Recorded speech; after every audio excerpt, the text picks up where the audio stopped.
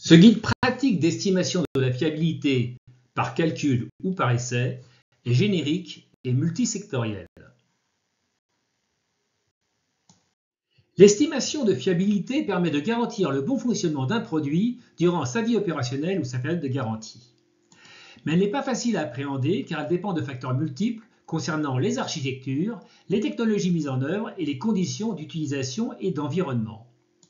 Le corpus à mobiliser est vaste et recouvre des normes, des manuels, des articles scientifiques qui se révèlent parfois approximatifs ou éloignés de l'état de l'art. C'est la raison pour laquelle un guide pratique d'estimation de la fiabilité des composants optoélectroniques, qui ont pour caractéristique d'être soumis à des phénomènes d'usure, a été élaboré. Son domaine s'est rapidement élargi et couvre dorénavant tous les types de composants électroniques, tels que les transistors de puissance, la fiabilité mécanique et même les composants monocoups.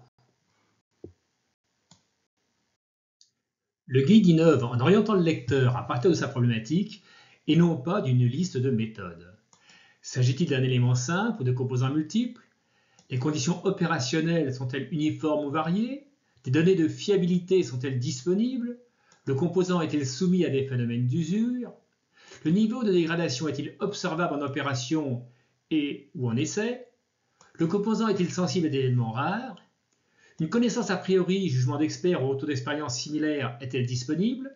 S'agit-il d'un composant passif ou d'un élément mécanique? Des essais sont-ils envisagés? Le guide se présente sous la forme de chapitres applicables selon les caractéristiques du produit. Le premier chapitre porte sur des groupes de composants par opposition aux composants uniques.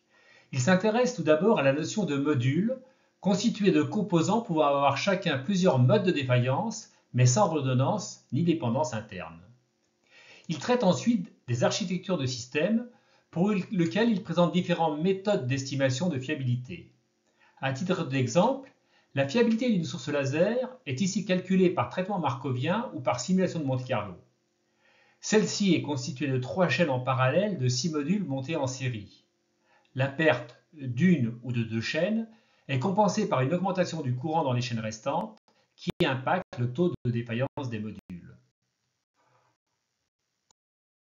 Le niveau de stress engendré par diverses covariables, telles que la température, les vibrations ou l'humidité, accélère l'apparition des défaillances. Celui-ci doit être considéré dans les estimations de fiabilité et permet d'accélérer les essais d'endurance ou de fiabilité.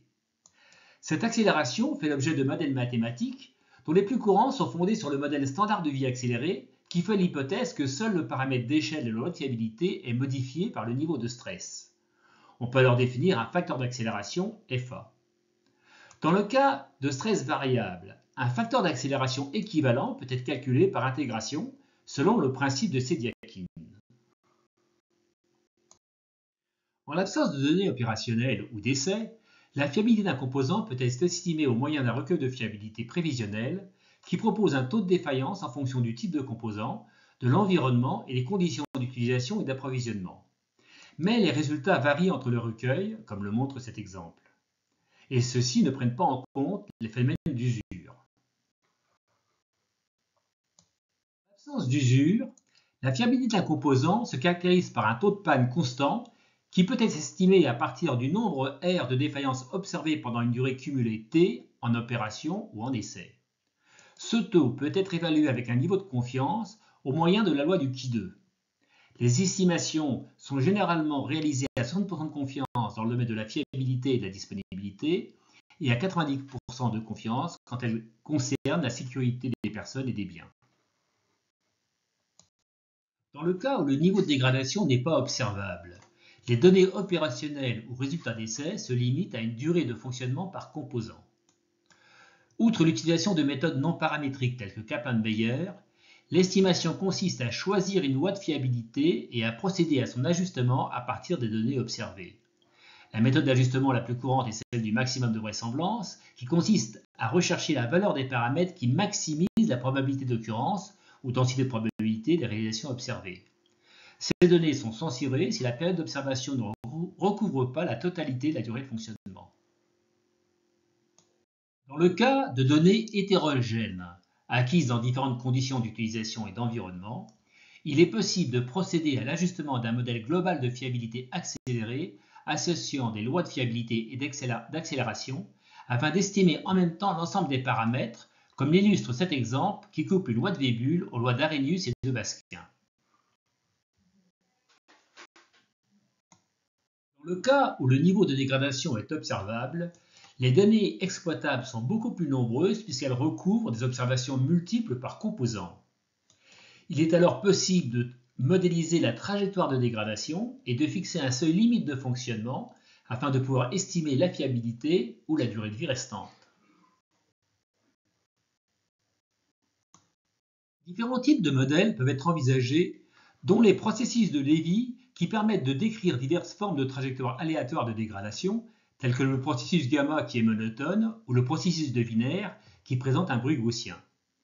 Ces processus sont stationnaires, mais une variation de la vitesse de dégradation et des conditions de stress peuvent être considérées par un changement de la variable temps. Cet exemple porte sur l'estimation de fiabilité d'un composant à diverses températures qui a été réalisé à partir de 5 trajectoires de dégradation observées dans des conditions hétérogènes. La dégradation est modélisée par un processus gamma ou par un processus de Wiener non stationnaire accéléré et est limitée par un seuil de fonctionnement. À partir de la courbe de fiabilité, une loi équivalente de type Vébule ou log normal, au même seuil de dégradation acceptable, peut être obtenue par la méthode des moindres carrés. Des composants peuvent être sensibles à des événements rares, tels que des radiations ou flux de particules lors d'éruptions solaires ou phénomènes cosmiques. La théorie des valeurs extrêmes propose une méthode d'estimation de tels événements qui concerne notamment les crues, les tremblements de terre ou les raz-de-marée. Elle consiste à modéliser les queues de distribution à partir de l'observation de leur maximale par intervalle de temps ou dépassant un certain seuil. Mais cette méthode ne repose que sur la représentativité du retour d'expérience, comme l'illustre cet exemple simulé à partir d'une loi connue pour lequel le risque apparaît dramatiquement sous-estimé. Fondée sur le théorème de Bayes, l'estimation bayésienne permet de fusionner une connaissance a priori avec des observations. Ce traitement est relativement complexe, sauf dans le cas de l'estimation d'une probabilité de défaillance ou d'un taux de panne, pour lequel un même type de loi permet de modéliser la connaissance a priori et a posteriori. L'une des difficultés de la démarche réside cependant dans la transcription de l'information a priori en loi de probabilité. Elle peut se faire en estimant directement les paramètres, ce qui n'apparaît pas très réaliste, en remplaçant la connaissance a priori par un essai fictif, sachant que le nombre de défaillances considérées pour l'essai fictif a une influence sur le poids de l'a priori par rapport aux observations, en établissant plusieurs conditions caractérisant la connaissance a priori, afin de résoudre un système d'équations dont les inconnus sont les paramètres de la loi a priori. Cette dernière méthode est notamment utilisée dans le domaine spatial pour consolider les taux de panne issus des recueils de fiabilité par des données de retour d'expérience, en considérant que les données des recueils sont représentatives du quantile à 60% et de l'espérance des taux de défaillance de manière générique. En permettant d'agréger des connaissances diverses, les techniques bayésiennes offrent un avantage stratégique pour exploiter le retour d'expérience ou réduire le coût des essais. Mais leur application sans discernement peut conduire à des erreurs grossières. Des méthodes ont ainsi été développées pour consolider les jugements entre différents experts, au risque de moyenner l'absence de connaissances réelles. De même, une méthode a été proposée pour dimensionner un essai fictif à partir de données issues d'équipements similaires, au risque de ne pas couvrir des fragilités particulières de l'équipement considéré. L'estimation de fiabilité d'un composant passif relève d'une problématique de fiabilité mécanique pour laquelle une fonction doit être assurée dans certaines conditions. L'estimation résulte alors davantage de l'analyse de la conception que de la mise en œuvre d'essais ou de l'exploitation du retour d'expérience. Cette conception peut être fondée sur un dimensionnement déterministe pour lequel des marges sont définies par des analyses de pire cas ou des coefficients de sécurité et la fiabilité est généralement considérée égale à 1. Elle peut être également fondée sur un dimensionnement probabiliste pour lequel des marges sont dimensionnées pour limiter la probabilité d'événements doutés et la fiabilité est estimée par simulation de Monte-Carlo ou par des méthodes analytiques fondées sur des variables préalablement transformées en variables gaussiennes.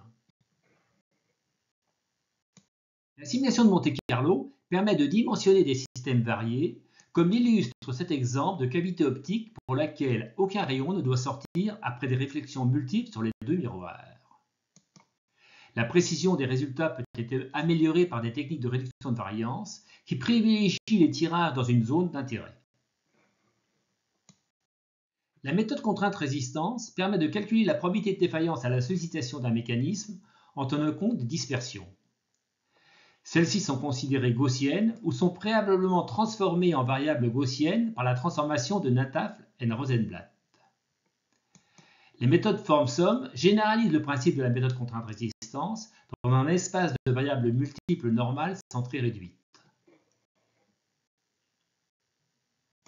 Les essais d'endurance ou de fiabilité sont des processus aléatoires qui ne se déroulent pas toujours comme prévu.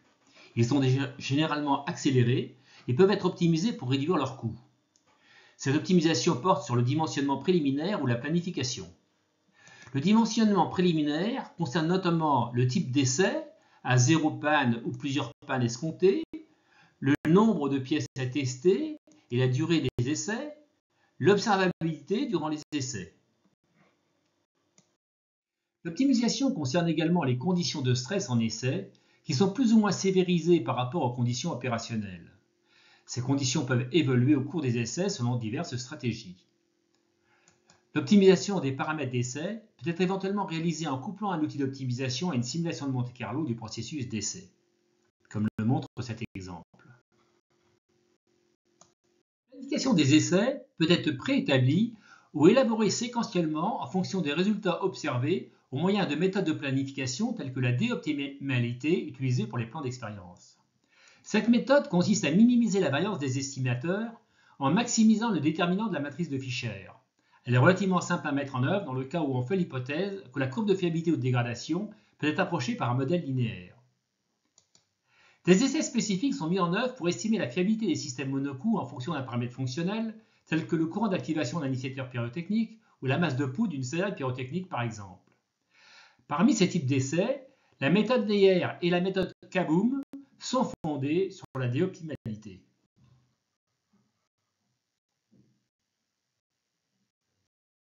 En conclusion, ce guide pratique d'estimation de la fiabilité propose la méthode d'estimation adaptée à chaque situation avec une description claire de son principe et de ses limitations et la délivrance systématique d'un exemple d'application sous Excel. 32 fichiers de calcul sont ainsi fournis avec le guide. Parmi ces exemples, le traitement des données de retour d'expérience ou d'essai nécessite l'emploi d'un outil d'optimisation performant tel que le logiciel CAB Designer développé par CAB Innovation. Le guide peut s'accompagner de cours de formation enregistrés couvrant la sûreté de fonctionnement, la simulation et la conception optimale. Une quarantaine de vidéos de 5 minutes environ sont accessibles via Internet. En explicitant les méthodes et leurs limitations, ce guide offre un garde-fou méthodologique susceptible d'éviter les erreurs trop souvent rencontrées dans notre métier. Il devrait trouver sa place auprès des concepteurs qui ne disposent pas tous de la culture de fiabilité dans un contexte de réindustrialisation rendu parfois difficile par des pertes de connaissances et de savoir-faire.